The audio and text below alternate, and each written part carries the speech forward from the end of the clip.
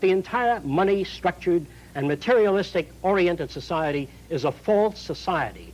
10 or 15 years from now, our society will go down in history as the lowest development in man. We have the brains, the know-how, the technology, and the feasibility to build an entirely new civilization. You believe that we teach competition, that it's not bred into someone? Competition is dangerous, socially offensive, considered right and normal, because you are brought up to that value system.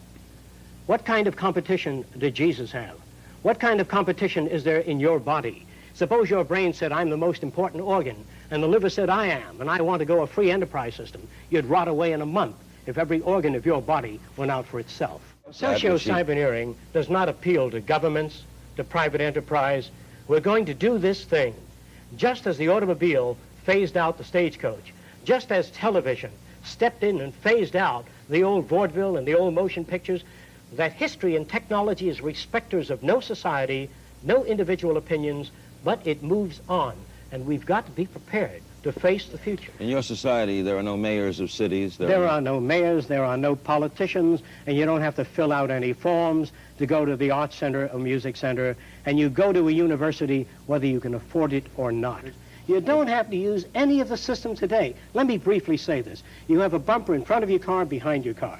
But your society, your car's hit on the side also.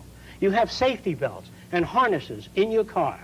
But that assumes that you're going to be hit by the rear or in front. If you're hit on the side, you go right through the side of the windshield. What good are these approaches? They are designed by men that are cerebral insufficients. You've got to design a society with a bumper all around the car, phase out human drivers, put electronic guidance systems in cars, or eliminate the automobile and design a holistic transportation system.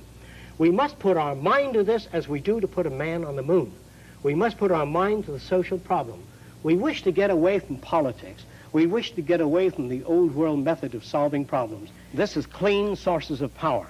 By utilizing the natural heat of the earth, that is volcanic energy, or the magma, or the molten lava under the earth, of which there are approximately 500 potentials. If we tap a mountain in Hawaii called Mount Aloha, we can get enough power to electrify the world. We can get enough power from that volcano alone.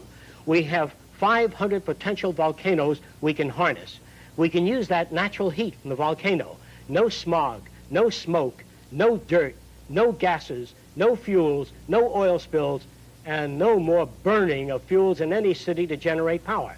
If Japan used Fujiyama, they don't need to burn oil. They don't need oil. All of that heat is sitting there.